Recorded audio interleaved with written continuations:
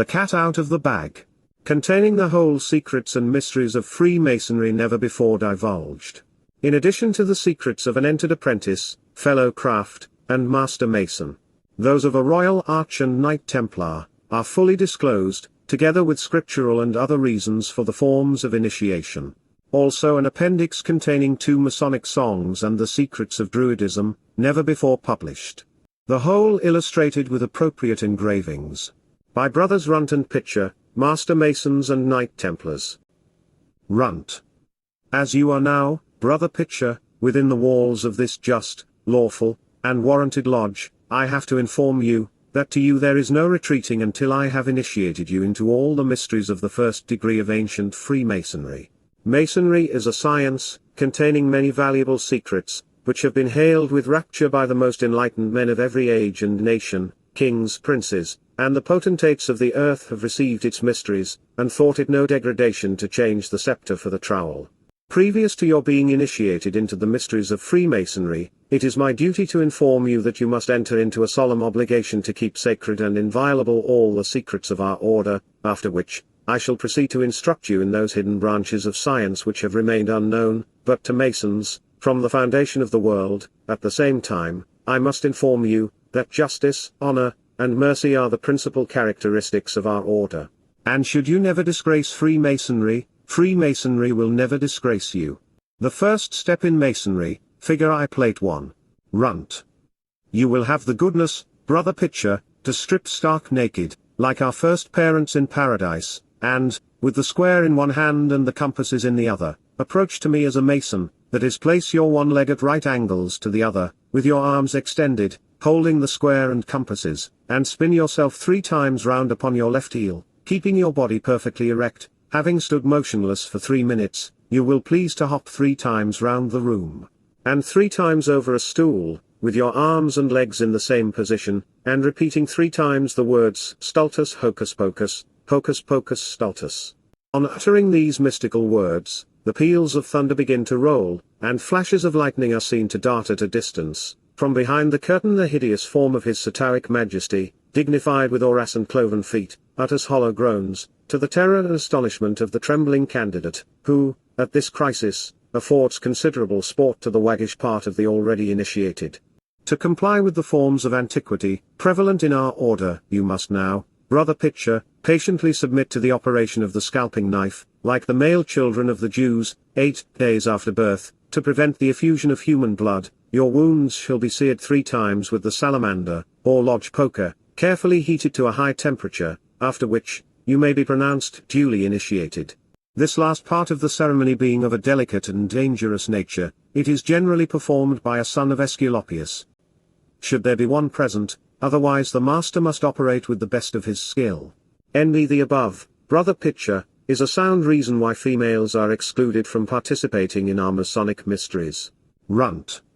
Having gone thus far through the ceremony of your initiation, I have now to inform you, Brother Pitcher, that there are different degrees in Freemasonry, kept separate and apart from each other, and that there are secrets peculiar to each degree. The sign of an entered apprentice is performed by drawing the little finger of the left hand across the mouth, and the word is Shadrach, which shall be hereafter explained to you. Suffice it to say, that it is a word highly prized among Masons as a guard to their privileges. Therefore, too much caution cannot be used in communicating it, and before you can be admitted into any lodge you must repeat the word Shadrach 3 times at the door, and place yourself exactly in the first position, and the master, upon hearing the word Shadrach, will leave his chair and admit in due form. Runt. I must now, Brother Pitcher, explain to you a few of the reasons why we Masons are attached to the number 3, and for which it has always been held sacred by the craft, many of which prove the high antiquity of our order. Reasons. Because it is an odd number, consisting of a beginning, a middle, and an end. In Masonry it represents the 3 different degrees, viz. An entered apprentice, a fellow craft, and a master mason. It also represents the principal officers, the master and his 2 wardens. The number 3 represents the 3 stages of life, viz. Youth, manhood, and old age. There were 3 grand architects at the building of Solomon Temple. His Satanic Majesty has 3 names, viz. the Devil, Satan, and Beelzebub. He is sometimes also denominated the old gentleman, Nick, and Clootie. In conversation there are three things: the person speaking, the person spoken to, and the person or thing spoken of. In a phrase are three things: the subject, the attribute, and the object. Among the Jews the priests sprinkled the altar 3 times previous to the sacrifice. The Sabians prayed 3 times a day. In the Salian dance they beat the ground 3 times with the feet. Mythological reasons. Runt. We Masons, Brother Pitcher, are attached to the number 3 for the following mythological reasons, from which we claim great antiquity. Jupiter's thunderbolt had 3 forks. Neptune's trident had 3 prongs. Pluto's dog, Cerberus, vile brute, had 3 heads. There were 3 Furies, 3 Paco, 3 Graces, and 3 times 3 or 9 Muses. The Pythian priestess sat upon a tripod, the 3 legs of which denoted a knowledge of the past, the present, and the future. These are all solid and rational reasons, Brother Pitcher, that you should jump 3 times over a stool, as every other brother and fellow has done before you. The Entered Apprentice.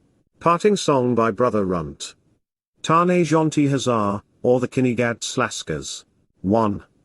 A mason's a fellow that likes to be mellow.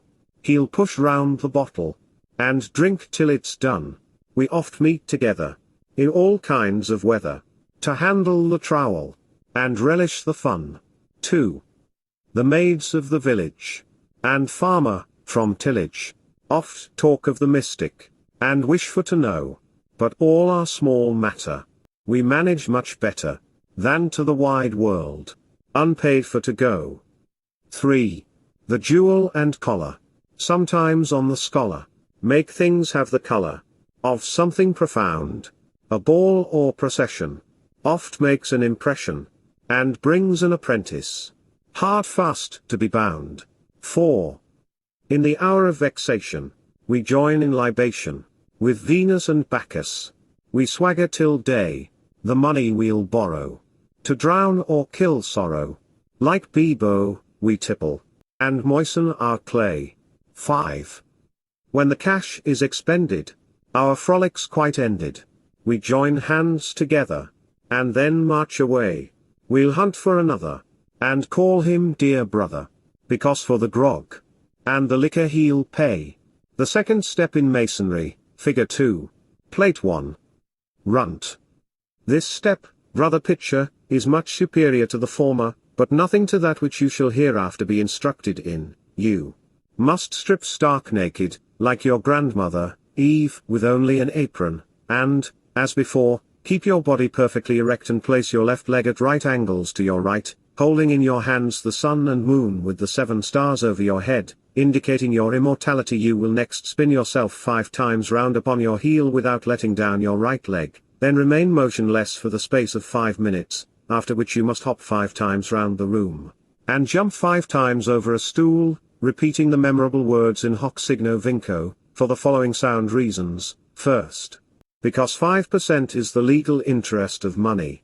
Second, because there are 5 noble orders of architecture: the Corinthian, the Composite, the Tuscan, the Ionic, and the Doric.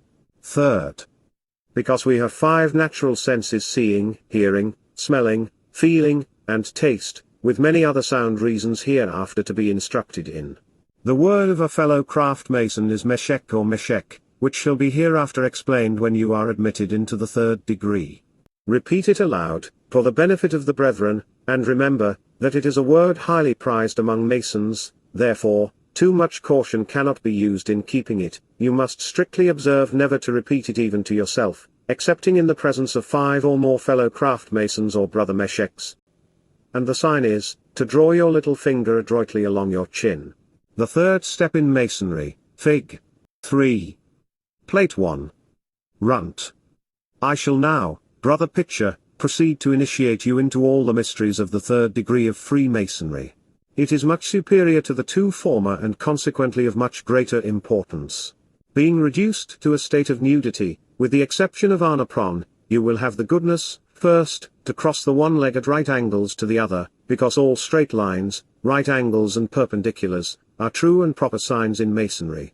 You must next clench your hands over your head, and stand 7 minutes in that position, then hop 7 times round the room, keeping your arms and legs as directed, and when the hot poker is 7 times applied to your posterior parts, leap 7 times over a stool, and each time repeat the words Mecum hocus pocus mecum, and prostrate yourself 7 times before the chair after the manner of Eastern countries, repeating the words O stultissim Abdallah.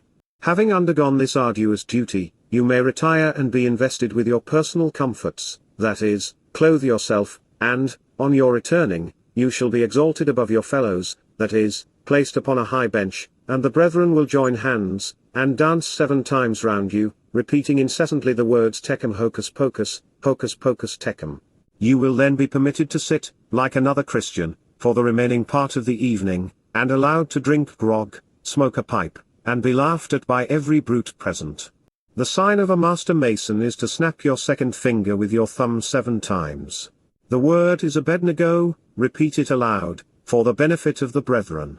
I have now to congratulate you, Brother Abednego, in being admitted into the mysteries of the 3rd degree. It is much superior to the 2 former, but nothing to that of a royal archmason. There lies the grand secret, Brother Pitcher. I must now, however, explain to you the full Masonic force and meaning of the 3 distinct words, Shadrach, Meshach and Abednego. Nebuchadnezzar, one of the kings of Babylon, set up a golden image as an idol, and commanded every subject in his dominions, that when they heard the sound of certain music, that they should fall down and worship the golden image which he had set up, and such as fell not down should be immediately cast into a burning fiery furnace. We find that 3 devout men, Shadrach, Meshach and Abednego, were worshippers of the true God, and refused to obey this mandate, and rather than worship any idol, chose to be cast into the furnace, assuring the king that the God whom they served was able to deliver them from the power of the fire, which was heated on this occasion 7 times hotter than it was wont to be heated. They were accordingly bound hand and foot, and cast into the furnaces, and the king, at a distance, observed 4 men walking loose in the midst of the fire, and he commanded that they should be brought forth, and found that not a hair of their heads was singed, nor had the fire any power over them. Then was Nebuchadnezzar converted, and gave the most rigid commands that the worship of the true God should be set up in his kingdom, and idolatry was abolished throughout the empire. The salamander, or hot poker, was therefore applied, not that you might jump and amuse the brethren, as has been sometimes imagined, but as a test of your fortitude, and I now give it you in strict charge, rather to suffer your tongue to be torn from its root, and given to the vultures as a prey, nay, rather suffer your body to be sawn asunder and cast into the fiery furnace, or to the wild beast of the desert, than, at any time, to divulge any of your Masonic secrets. Runt. Brother Pitcher, why did you jump 7 times over a stool? Pitcher. Why, Brother Runt, more for the amusement than the instruction of the brethren. Runt. There are many sound and valuable reasons, Brother Pitcher, a few of which I shall endeavor to enumerate. Because in astrology the number 7 comprehends the primary numerical triangle, or trine and conjunctions, considered by the favorers of planetary influence as of the most benign aspect. The great architect of the universe rested the 7th day, having finished the work of creation. There were 7 primary Christian churches in Asia. There were 7 golden candlesticks in Solomon's temple. In the tabernacle were 7 lamps. The 7th year among the Jews was commanded to be kept as a Sabbath of rest. The land lay fallow, and every 7th year all bondmen were set free. Every 7th year the law was commanded to be read to the people. Old Jacob served 7 years for Rachel, and 7 years for Leah. Nebuchadnezzar was 7 years a brute beast. The fiery furnace was heated 7 times hotter than it was wont, in order to consume, if possible, Shadrach, Meshach, and Abednego. They were, under the Mosaic dispensation, to succor an offending brother 7 times, but under the Christian dispensation, 70 times 7 times. At the destruction of Jericho, 7 priests, bearing 7 trumpets of ram's horns, encompassed the city 7 days, and on the last went 7 times round its walls, and they fell at the sound of the said ram's horns. Job's friends sat condoling him 7 days and nights, and offered 7 bullocks and 7 rams as an atonement for their wickedness. King Solomon was 7 years in finishing the temple at Jerusalem. There is a book, mentioned in the Revelations, with 7 seals. The child of the Shunammite sneezed 7 times after it was dead, when raised by the prophet Elisha. There is a beast represented in the Revelation as a monster with 7 heads.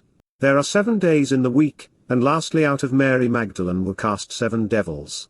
These are antique reasons, with many others, too tedious to enumerate, and convincing proofs, that you did right, brother Pitcher, in jumping 7 times over that stool, as every other brother and fellow has done before you.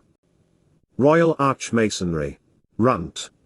In my last instructions, brother Pitcher, relative to a Master Mason, I gave you to understand that further valuable information should be communicated to you, when you become a Royal Archmason. Indeed, I assured you, that the essence of Masonry lies there concealed. It is, therefore, now my duty to initiate you immediately, according to the ancient rules and established customs of our order.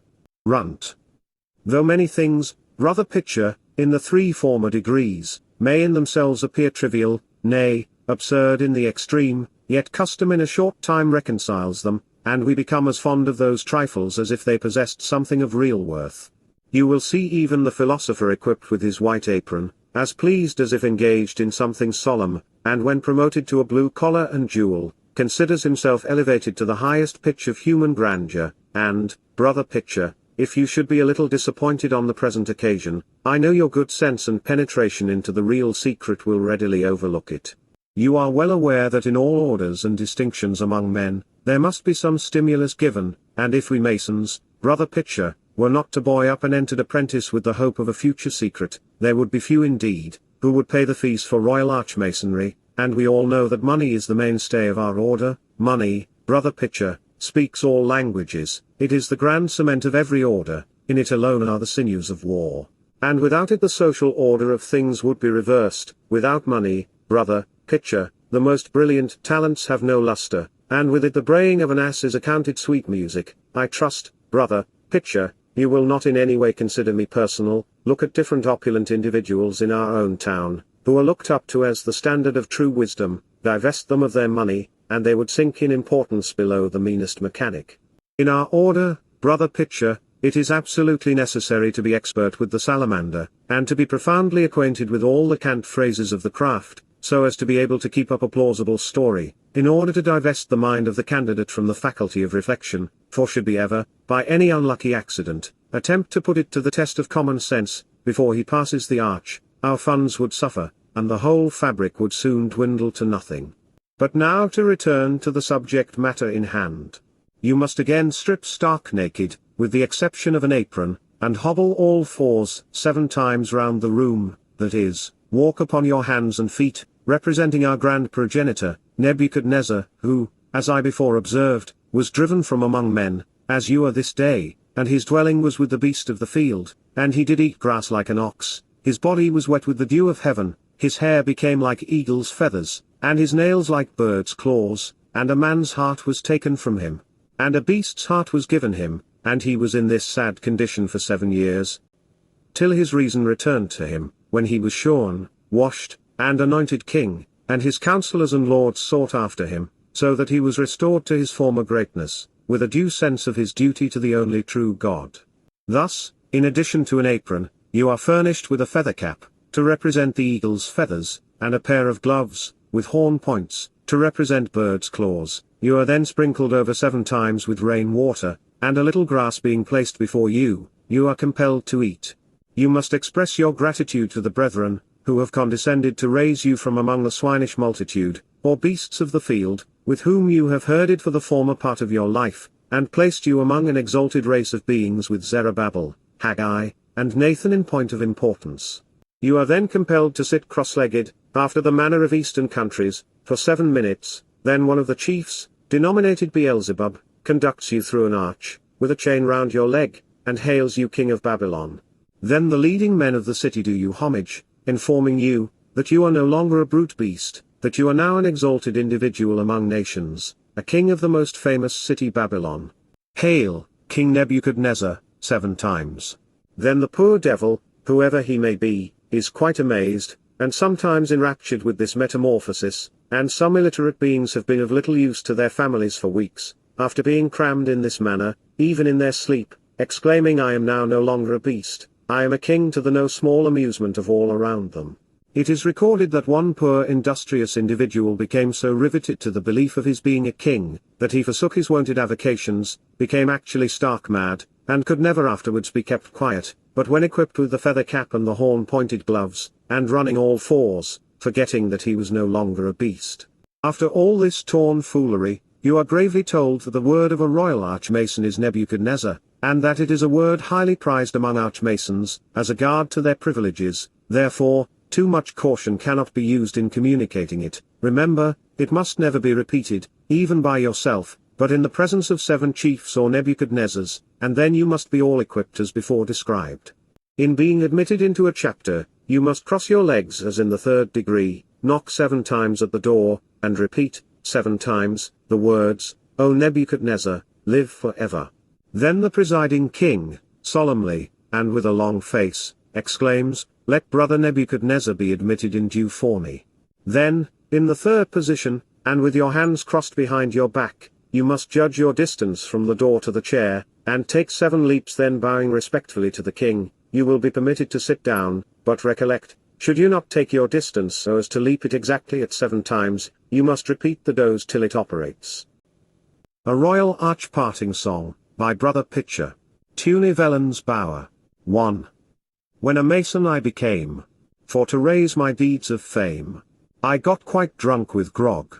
At our parting, oh, with a 24-inch gauge, they quite put me in a rage, till I swore 'twas all my eye, and Betty Martin, oh. Chorus, with a 24-inch gauge. 2. When my apprenticeship was done, I oft went to share the fun, and whilst the secret truths were imparting, oh, with a level, square and plumb, they tried me still to hum, but I saw 'twas all my eye, and Betty Martin, oh.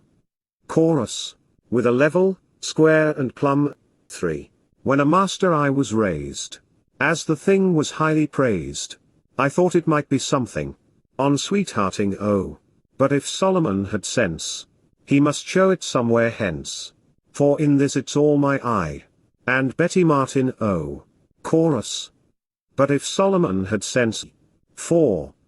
When a royal arch you're made, with a crowbar, pick and spade, you'll still no wiser be than at starting, oh. They'll place you on a stool, and dance round you like a fool. Thus the secret's all my eye, and Betty Martin, oh. Chorus, they'll place you on a stool. Knight Templar. Runt.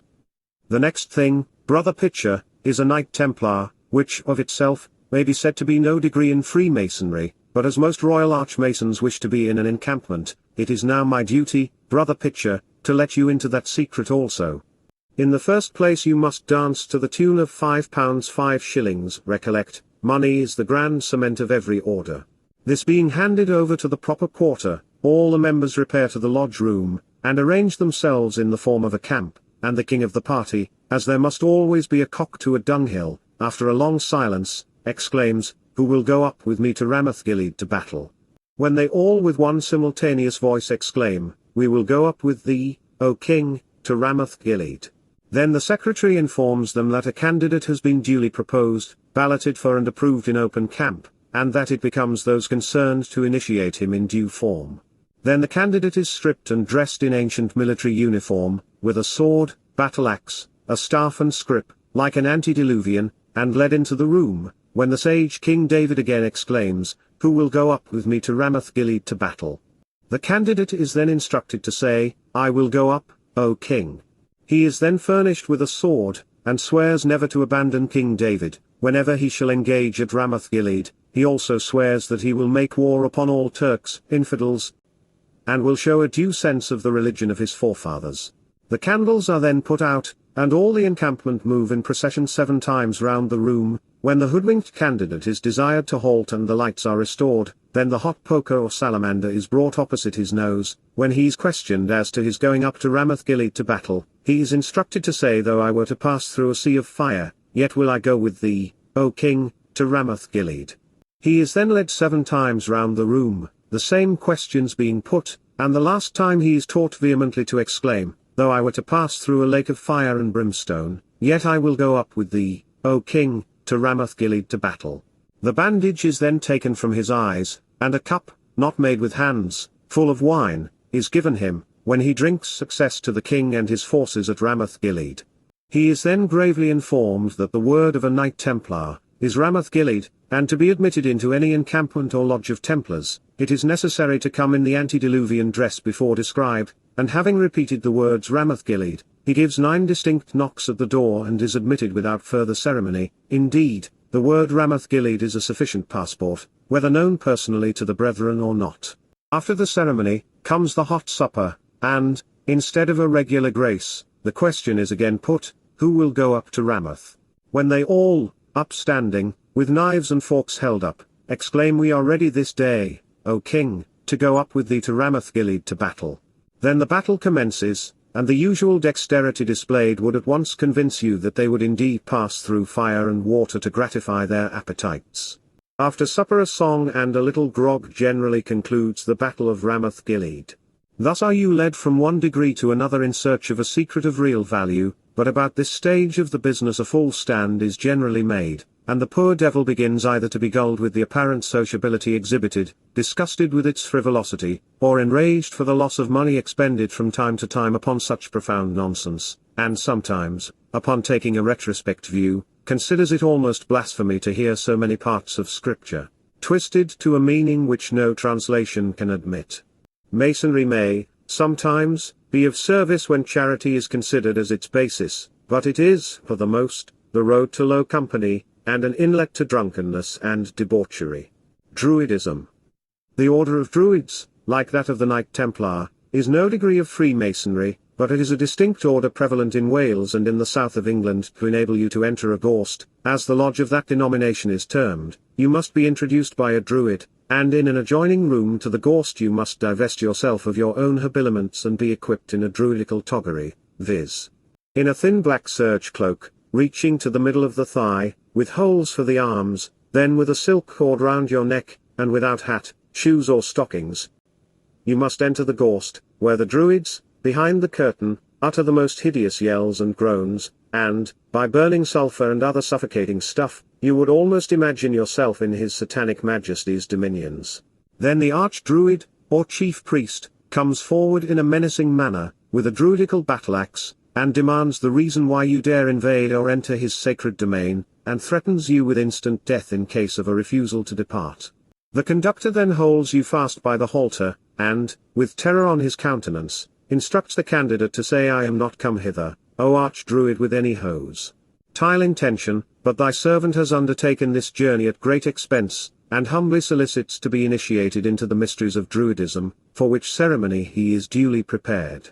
The arch-druid then answers in a stern manner, that none are admitted into that mystical order unless set apart for that office by the tongue of good report, and initiated under a solemn obligation to keep sacred and inviolable all the secrets of Druidism. Having sworn as above, the priest takes you by the right hand, and, kneeling down with you before a druidical altar, informs you that the word of a druid is Stonehenge, and requests that you will, upon the strength of your oath, keep it sacred, never to repeat it, even if passing the place, except in a just and consecrated Gorst, and there in the presence of 3 or more druids.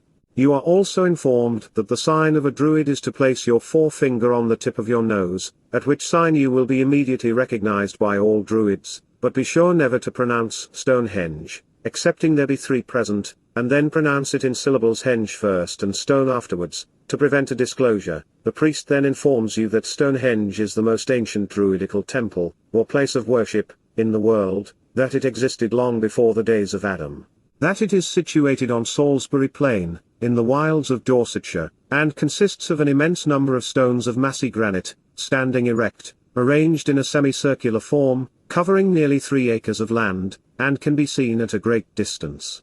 Here the ancient sages of our order practiced the ceremonies, and enlightened the then credulous world with their valuable and wise instructions, and practiced those arts which are now revered with becoming reverence in every Gorst throughout the world, which may we and all other Druids practice till time shall be no more. May Druidism flourish.